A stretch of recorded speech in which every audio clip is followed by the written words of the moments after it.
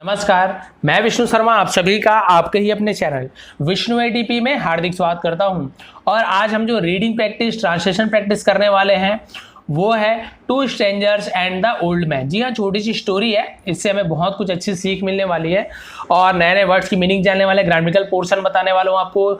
एक बार रीड करके बताऊंगा अच्छे से, उसके बाद धीरे धीरे रीड भी करेंगे और उसका मीनिंग भी आपको बताते जाऊंगा।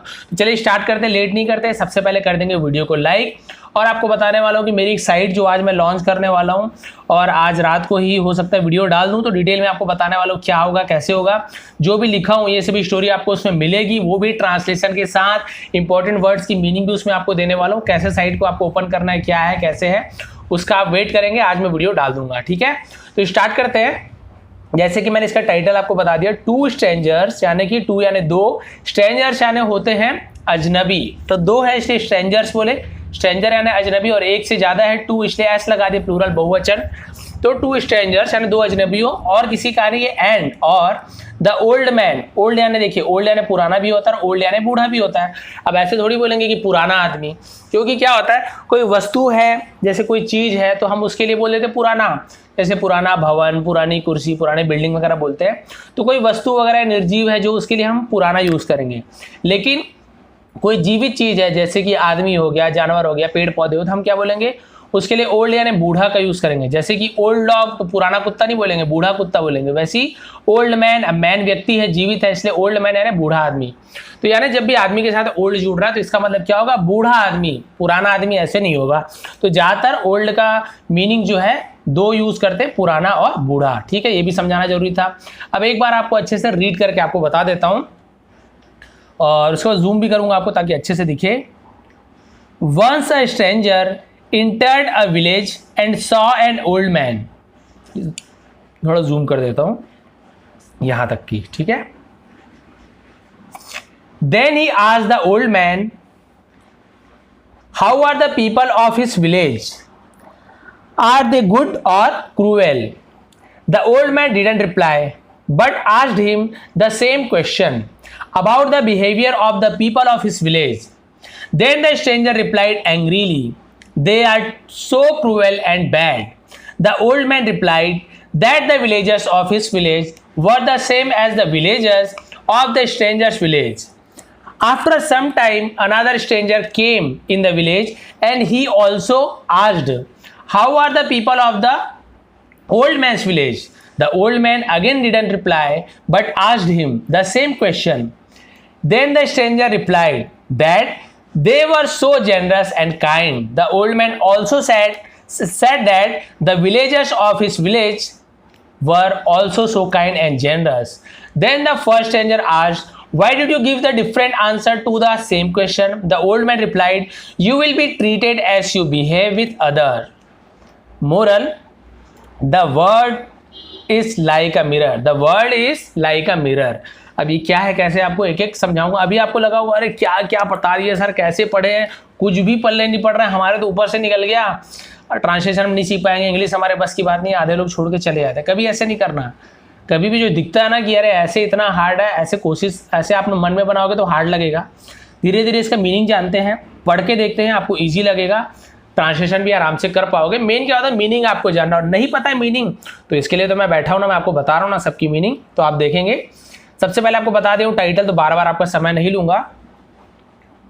वंस यानी कि एक बार, अ यानी होता है एक, वंस अ एक बार एक, स्ट्रेंजर, स्ट्रेंजर आपको पता है अजनबी, एक बार एक अजनबी। अब आ रहा है समझ आपको, इजी लग रहा है, यही बात है।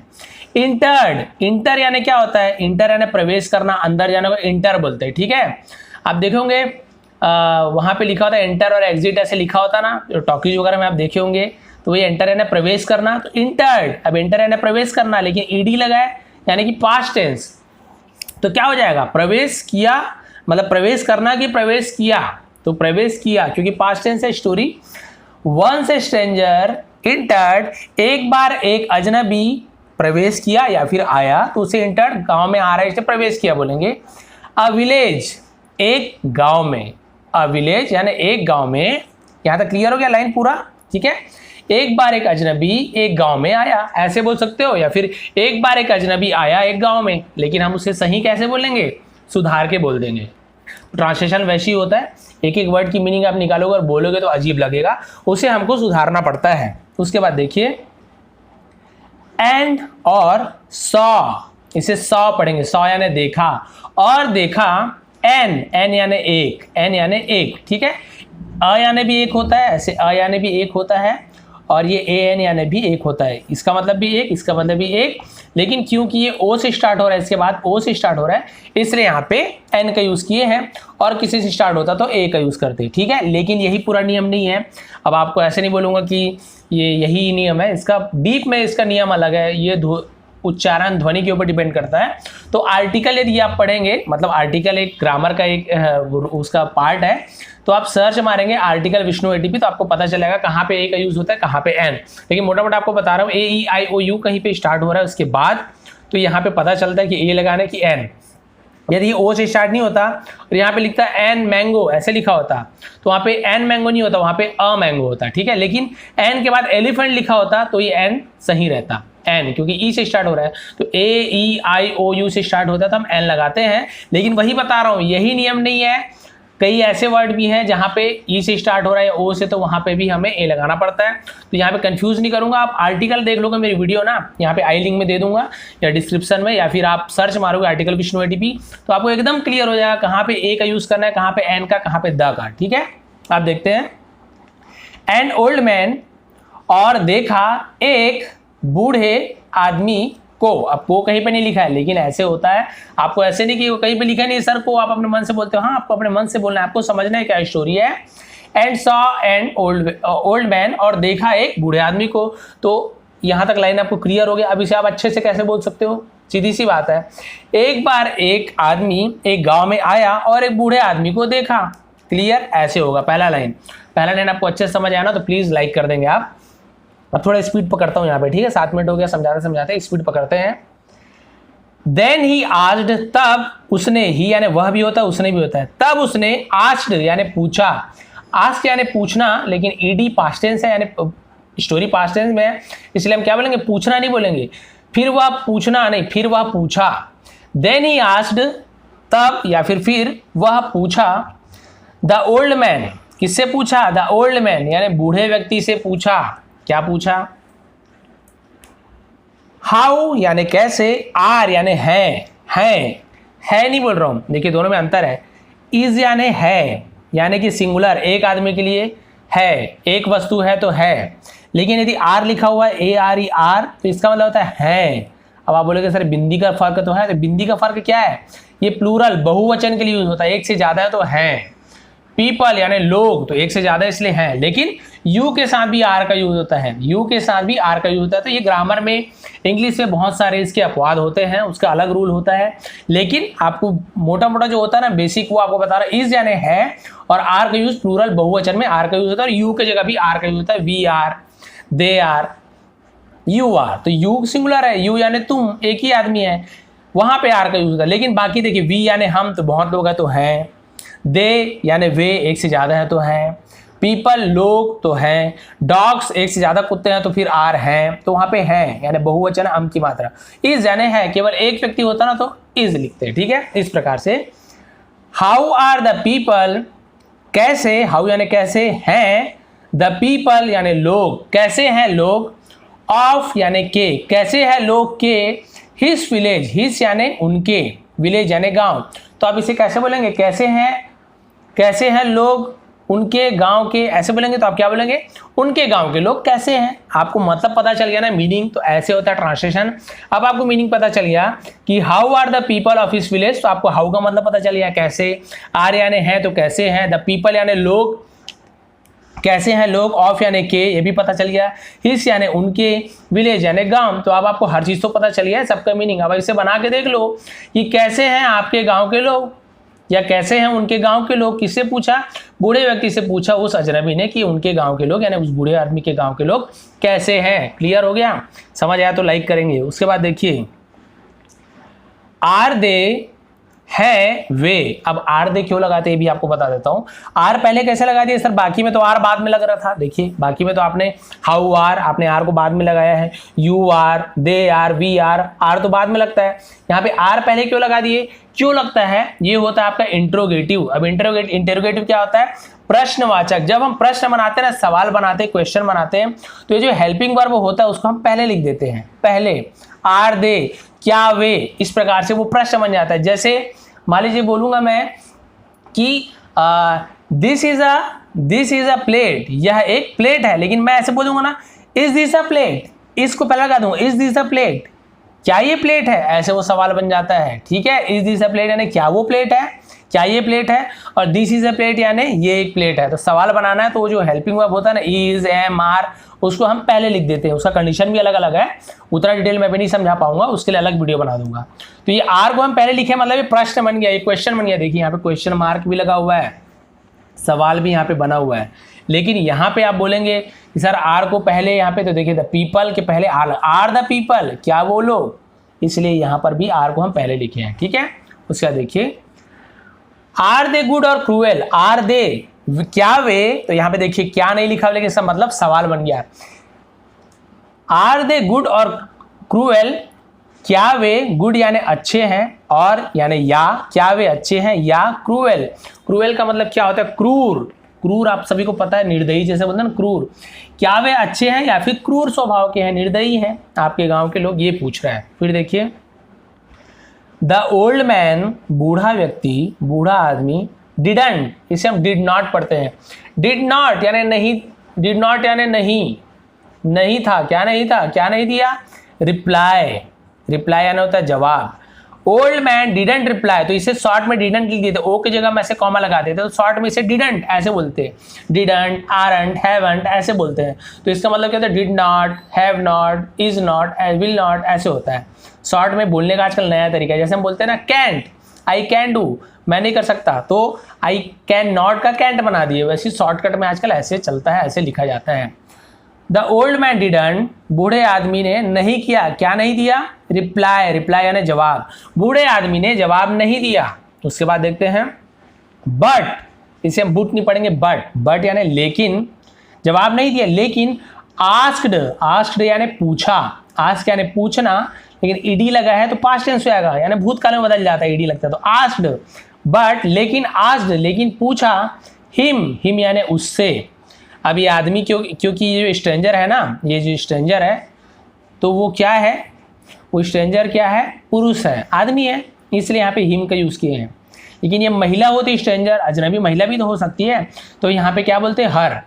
बट आस्क्ड हर, लेकिन उससे पूछा, दोनों का मतलब उससे होता, लेकिन महिला होती तो हम हर का यूज़ करते, पुरुष है इसलिए हिम का यूज़ करेंगे।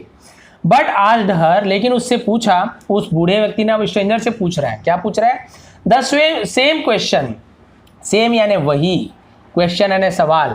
अब बूढ़े आदमी ने फिर से वही सवाल पूछ दिया जो स्ट्रेंजर ने क्या पूछा, कैसे बूढ़े आदमी, क्या आपके गांव के लोग अच्छे हैं कि बुरे हैं, तो जवाब नहीं दिया बूढ़ा आदमी। लेकिन बूढ़ा आदमी क्या किया, फिर उससे ही उल्टा जवाब सवाल पूछना शुरू कर दिया कि तुम बताओ कि तुम्हारे गांव के लोग कैसे हैं। देखिए लिखा हुआ है अबाउट, अबाउट यानी के बारे में, अबाउट यानी के बारे में, द बिहेवियर, बिहेवियर यानी क्या होता है, स्वभाव, बिहेवियर यानी स्वभाव, के बारे में स्वभाव, तो स्वभाव के बारे में ऐसे हो जाएगा ना, के बारे में स्वभाव तो जम नहीं रहा, तो क्या पूछा, सवाल पूछा स्वभाव के बारे में, किसके स्वभाव के बारे में, ऑफ यानी के, द पीपल यानी लोगों के स्वभाव के बारे में, ऑफ हिस विलेज, ऑफ यानी के, हिस यानी उसके, विलेज यानी गांव, यानी कि बूढ़े आदमी ने क्या किया, उसके गांव के लोगों के स्वभाव के बारे में पूछा। किससे पूछा, उस अजनबी से। आपको समझ आ गया, आपको लास्ट में स्टोरी और अच्छा समझा दूंगा, समझ आ जाएगा। यहाँ तक क्लियर हो गया है कि एक अजनबी आया, बूढ़े आदमी को देखा और उससे पूछा कि आपके गांव के लोग अच्छे हैं कि नहीं, तो बूढ़े आदमी ने कुछ जवाब नहीं दिया, उल्टा उस बूढ़े आदमी ने वही सवाल को उसी अजनबी से पूछा कि आप बताओ कि आपके गांव के लोगों का बिहेवियर अच्छा है कि नहीं। क्लियर हो गया, पसंद आया तो लाइक कीजिए। फिर देखिए देन, तब या फिर द स्ट्रेंजर, अजनबी, रिप्लाइड, अजनबी ने रिप्लाइड किया, रिप्लाइड यानी जवाब दिया। देखिए रिप्लाई करना यानी जवाब देना, रिप्लाइड यानी जवाब दिया। तब अजनबी ने जवाब दिया एंग्रीली। अब एंग्रीली यानी क्या होता है? एंग्री आपको पता है कि नहीं? एंग्रीली, एंग्री पता है ना? Angry man, angry young man, Amitabh Bachchan, गुस्सा वाला जो बोलते हैं, एंग्री यानी गुस्सा हो जाना, तो गुस्से से ही एंग्रीली बना है। एंग्रीली यानी गुस्से से। तो अजनबी ने गुस्से से जवाब दिया। क्यों गुस्से से जवाब दिया? क्योंकि मैं सवाल पूछ रहा हूं यार, तुम तो मुझसे ही पूछे पड़े हो।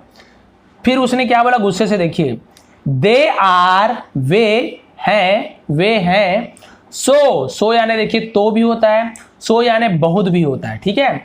दे आर सो, वे बहुत क्रूएल यानी क्रूर है, वे बहुत क्रूर है। अब आप बोलोगे सर हमें कैसे पता चलेगा? सो का मतलब तो यहाँ पे लगाएंगे कि सो का मतलब बहुत होगा, तो वो आपको बता देता हूँ। ये कैसे पता चलता है? इसके आगे के जब आप सेंटेंस को पढ़ोगे, आगे के वर्ड को देखोगे, तब आपको समझ आएगा यहाँ पे हम तो बोलेंगे कि हम बहुत बोलेंगे। तो देखिए, दे आर सो क्रूएल, तो यदि मैं ऐसे बोलूंगा वे हैं, सो को मालूम मैं तो बोल दिया, वे हैं तो क्रूर, ये कोई जम रहा है क्या? वे तो हैं तो क्रूर, ऐसे नहीं जम रहा है। वे बहुत क्रूर हैं, तो सो यानी बहुत, वे बहुत क्रूर हैं, एंड बैड और बुरे हैं, वे बहुत क्रूर और बुरे हैं। कौन बोल रहा है? वो स्ट्रेंजर, अजनबी बोल रहा है कि मेरे गांव के लोग तो बहुत ज्यादा बुरे और क्रूर स्वभाव के हैं। क्रूर आप सभी को पता है, निर्दयी, जो किसी पे दया नहीं करते उसे क्रूर कहते हैं, ठीक है।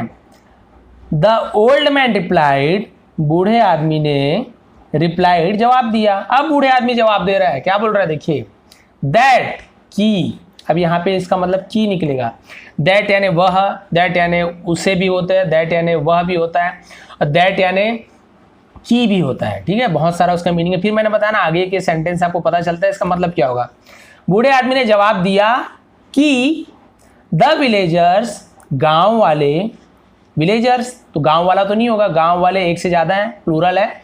गांव वाले ऑफ हिस विलेज के, हिस यानी उसके, विलेज यानी गांव, कि उसके गांव के गांव वाले, या फिर गांव वाले लोग, ये भी बोल सकते हो ना कि that the villagers of his village, sorry, कि गांव वाले उसके गांव के, वर यानी थे, क्या थे? द सेम यानी बिल्कुल वैसे ही, एज यानी जैसे, कि हमारे जो गांव वाले जो है ना लोग, वे बिल्कुल कैसे हैं? सेम, वैसे ही हैं, जैसे, एज यानी जैसे।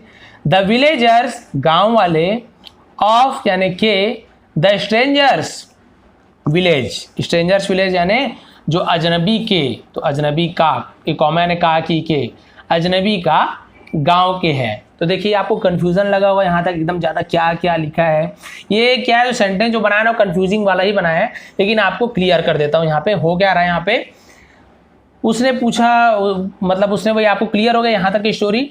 तो जो बूढ़ा आदमी है उसने कहा, बाद में उसने जवाब दिया कि हमारे गांव के लोग भी तुम्हारे गांव के लोगों के जैसे ही बुरे और क्रूर हैं। क्लियर हो गया? ये यहाँ तक का मीनिंग है, ज़्यादा मत सोचिए आप।